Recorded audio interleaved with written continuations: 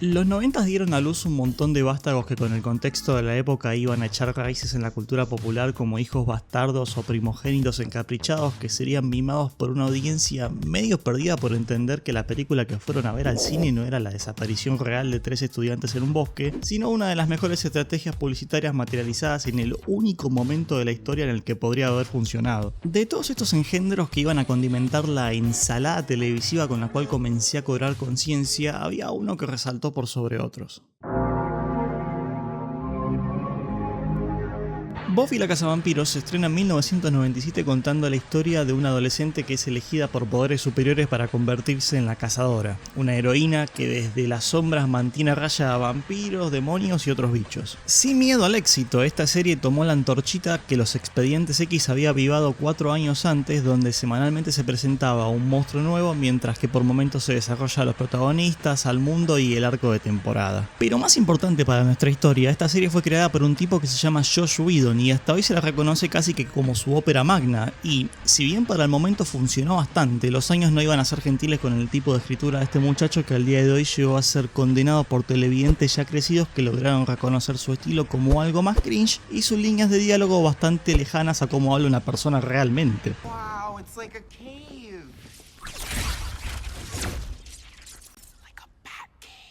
Pero sin adelantarme demasiado, a Buffy le fue lo suficientemente bien como para romper la caparazón de lo que se creía posible realizar con la fórmula con la que estaba experimentando, logrando la germinación de la carrera de muchos actores, como lo es el caso de una colorada simpática llamada Felicia Day. Y mientras el Josh estaba metiendo un chiste malo o una frase sarcástica cada 2 líneas serias de diálogo en el guión de Avengers, esta chica ya había saltado a la serie que estaba manteniendo viva la precaria fogatita que compartieron X-Files y Buffy en la forma de 2 hermanos que le estaban dando mucho material a Tumblr a principios de la segunda década de los 2000. Es por esta época donde pasan muchos eventos canónicos que estaban armando los bollitos de lana para la tela que les estoy tejiendo. Por un lado, Liam O'Brien, veterano actor de voz, estaba dirigiendo un grupo de doblajistas que estaban prestando sus cuerdas vocales a la 6ª entrega de un jueguito que se llama Resident Evil. Y dentro de ese ensamble se encontraba un hippie que se llamaba Matt Mercer dándole vida al viejo sabroso más amado del internet. En otra parte no muy lejana del mismo país, Whedon estaba creando la joya de la corona que iba a condenarnos a muchos años por venir de la sobresaturación actual llamada universo cinemático de Marvel. Y en esta se le ocurre contratar a una rubia que iba a oficiar del interés romántico del Capitán América, a la cual iba a hacer filmar más escenas de las que quedaron en el producto final, llamada Ashley Johnson. El otro director del que les comenté tenía un podcast con un amigo donde hablaban de nerdeadas que hacían mientras eran actores de voz en Los Ángeles, y ahí le comenta cómo había bondeado con uno de los actores de este último trabajo sobre que ambos amaban a un jueguito que se llama D&D o Calabozos y Dragones, y propone juntar a varios colegas del rubro para que este les dirija una mesa con una historia autocontenida y cortita para que se diviertan por su cumpleaños. Esta reunión termina lo suficientemente bien para que todos queden en retomar la mesa periódicamente cada 2 meses, y Liam decide sumar a una chica que conoció en otro trabajo de voz en un videojuego indie poco conocido llamado The Last of Us. Esta señorita era esa misma que se quiso meter como interés romántico del Capi en Avengers, y el mismo tipo que la puso en esa situación es el que le termina haciendo gancho con otra de las chicas con las que trabajó. En este momento la Colo estaba arrancando un canal con la idea de hacer streamings de juego de mesa y otras cosas nerdoadyacentes mucho antes de que Twitch y ser streamer sea algo siquiera establecido, y al enterarse de que esta chica era parte de un grupo de actores de voz que tenían una mesa de D&D andando, decide darle el espacio para que la sigan en vivo. Más allá de que este otro evento canónico iba a hacer que la buena Ashley se gane algo que en mi país se conoce como derecho de piso, este grupo la empieza a pegar retroalimentando el renacimiento del juego junto a series como Stranger Things, impulsando la curiosidad de muchas personas que o nunca habían escuchado de qué se trata o tenían un interés resucitado por este nuevo destello que estaba reapareciendo. Esta gente decide ponerle el nombre de Critical Role a su programa, y la historia que estaban contando generó un impacto tan grande para los que la seguían todos los jueves a la noche, semana a semana, que hizo que lleguen a ser una marca que supere al canal de donde salió, madurando de un grupo actoral a ejecutivos de su propia empresa de entretenimiento. Y cuando les comento que el relato pegó fuerte, no estoy dramatizando lo que pasó. La montaña que estos locos se proponen a superar luego de terminar la serialización de su mesa no era pequeña, sino lo suficientemente ambiciosa como para proponerse el adaptar por primera vez a la historia una campaña de un juego de mesa a la pantalla. Esto, lejos de tornarse en un esfuerzo condenado, se convirtió en el Kickstarter de animación más financiado del planeta, con casi 12 millones de dólares recaudados. El resultado de esto es el retoño ya crecido de la leyenda de Vox Machina, el cual fue producto no solo de este trabajo de recaudación, sino de horas incontables de sesiones de grabación en plena pandemia, momento en el que no solo estaban con este proyecto, sino también la continuación y expansión del mundo ya enriquecido por la primera campaña en una segunda, que oficiaría años después del material base para la adaptación que nos congrega en este video.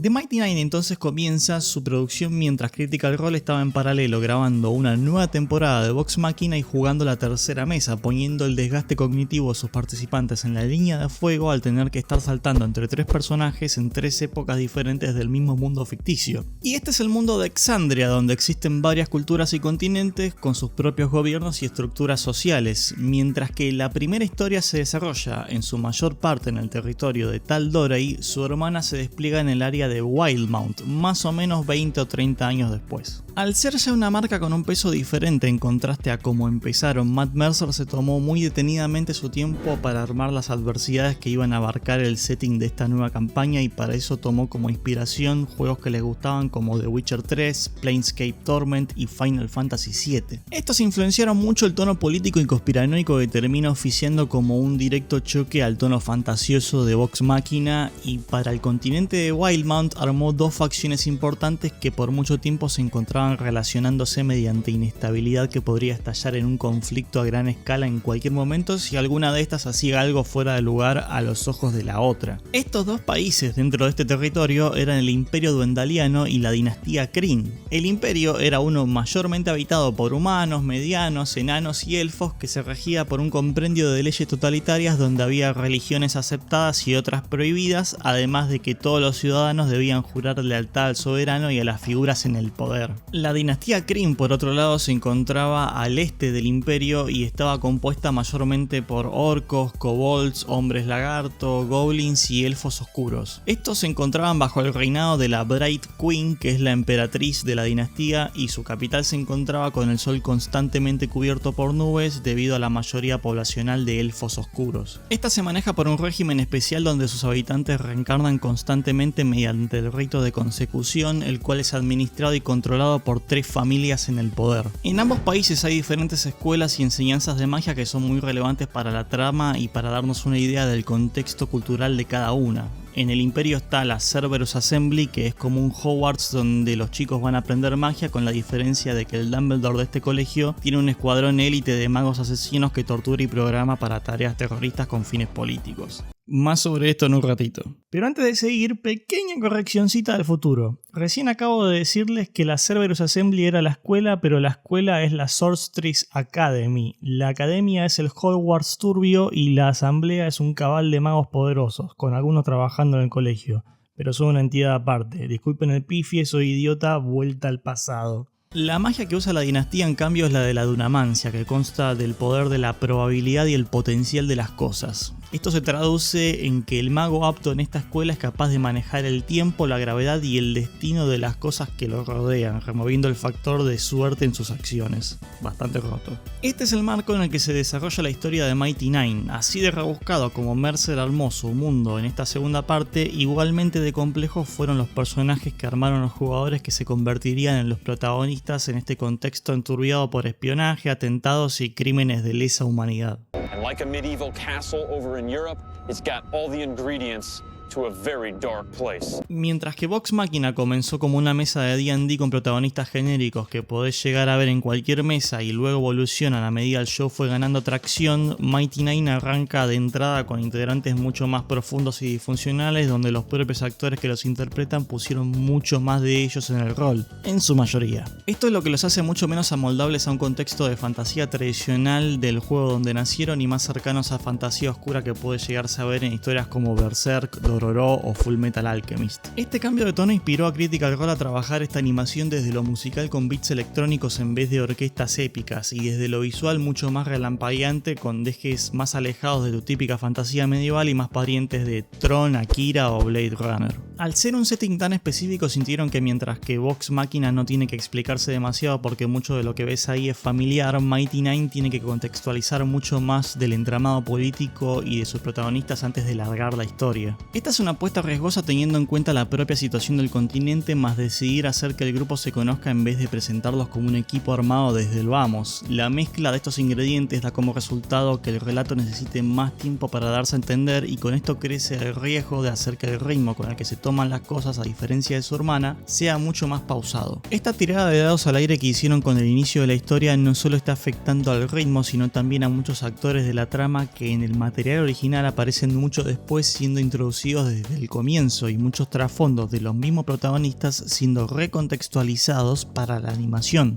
El equipo de Critical Role y Titmos no son ajenos a estas licencias que se tomaron para adaptar situaciones específicas de los streams a la animación. Uno de los ejemplos más claros de esto fueron los personajes de Pike en Vox Machina y Aya en Mighty Nein, ambas interpretadas por Ashley Johnson, la misma rubia Whedon que les comenté que les consiguió el lugar desde el vamos. El caso particular, sobre todo en las dos primeras mesas, es que ella ejerce su profesión prestando tanto su voz al micrófono como la cara para la pantalla, y para el momento en el que recién empezaban con esto del show es casteada como uno de los personajes protagónicos de la serie Blindspot, dando como resultado que sus encarnaciones sean actores más casuales de la trama en vez de ser constantes, perdiéndose casi la mitad de las sesiones donde la historia estaba desenvolviéndose sin demasiada acción de parte de ella. En Vox Machina resuelven esto dándole a Pike muchas más escenas de las que ella formó parte en la trama original, y para el caso de Mighty Nein se cambia completamente el contexto en el que la Barbarian Azimar se encuentra con el resto del elenco. Este es un pequeño ejemplo, pero con esta nueva serie se rearmaron varias presentaciones y conflictos de cada uno de los actores principales del relato para generar mucha más urgencia e impacto en las dificultades personales que les va a tocar afrontar. Otro caso como este involucra al personaje favorito de la mayoría de los fans, Jester, quien inicialmente es la que presentaba un peso menos severo que el resto en su trasfondo, y por esto le agregan en la animación un conflicto de fe. Este está enfocado a que ella es devota de una divinidad desconocida llamada The Traveler, que es una entidad burlona patrona del caos más similar a Loki en la mitología nórdica. Y tomo el ejemplo de Jester porque a mi parecer muchas de las decisiones que se tomaron en Mighty Nein respecto a mostrar muchos personajes del final de la historia en el principio probablemente le saquen el golpe que tuvo su revelación mientras transcurría la campaña. Y breve spoiler de algo que para mí no es tan grave, pero sí es una crítica importante. En los streams, si bien nadie conoce al dios de la Tiflin, nunca se pone en duda de que es una entidad existente en el mundo, y aunque no muestra su cara hasta bastante avanzada la mesa, interactúa constantemente con ella. En contraste, la animación lo retira completamente, haciendo que la propia Jester dude de su existencia hasta casi el final de la primera temporada. Y para el caso de otros dos personajes que les voy a mencionar ahora, el punto de que su pasado y trasfondo sean misteriosos hicieron que sus arcos junten mucho peso en la historia, pero en la animación son revelados con muchísima antelación. Estos dos de los que les hablo son Molly y Caleb. El malabarista de circo que nos presenta la animación es uno muy diferente al del material original, y si bien su pasado es misterioso en ambas, la animación casi que está mostrando elementos relacionados a él que recién se revelan en el último arco de toda la historia. Así como The Traveler y el pasado de Molly eran cosas misteriosas a las cuales se les fue agregando peso a medida que eran evadidas durante el progreso de la historia, el mostrarlas de entrada me hace pensar que van a ser cambios más drásticos a futuro con eventos que van a pasar manteniendo el moto de seducir a nuevos televidentes, mientras que se le muestran cosas nuevas a los fans ya devotos. Caleb es otro personaje que sufre de estos cambios, aunque con algunos elementos a favor. Siendo un mago torturado por su gobierno desde chico y programado para convertirse en un arma, cuando me tocó seguir su historia en la mesa sentí que quería ver mucho más de su personaje de lo que fue expuesto en todo momento, y de manera agridulce la serie agrega una escena donde tenemos una liberación de tensión seguida de una de las mejores interpretaciones de una expresión de dolor y de terror que jamás vi en la animación. Y es en estas escenas donde podemos ver el labor y la dedicación del estudio, no solo para presentar un tributo digno al personaje, sino además trabajando el kilómetro extra basando los movimientos que hizo el actor que lo interpretó en la campaña para reproducirlos en la propia animación. Pero de esta misma forma en la que se dedicaron muchos recursos en adaptarlo, una igual cantidad de energía se invirtió en pensar cómo introducir un personaje tan complejo sin que termine siendo enmarcado como un villano, cuando en realidad su historia lo personifica más como una víctima. El transformar para la televisión este experimento raro donde un grupo de actores se pone a improvisar semana a semana la esencia de un grupo de personajes ficticios que interactúan en un mundo de fantasía lúgubre, logra irradiar situaciones únicas de avanzar sobre estos aspectos que les mencioné jamás antes vistas. Uno de los ejemplos más interesantes gira también en torno a Caleb, donde Liam, quien le da vida al mago, toma un momento de la mesa donde Jester lo saca impulsivamente a bailar para construir sobre el trasfondo de su personaje, recordando un momento más feliz de su vida donde había bailado con una pareja que perdió en la tragedia de su pasado. Este instante random en una campaña entonces se termina adaptando finalmente con la animación directamente mostrándonos a nosotros el momento del baile entre el mago y su amante, haciendo nuevamente única la forma en que esta animación está desarrollando su historia en cada capítulo. Son micromomentos como este que la elevan a mi parecer por cualquier proyecto artístico de la actualidad que pueda llegar a verse en una plataforma de streaming.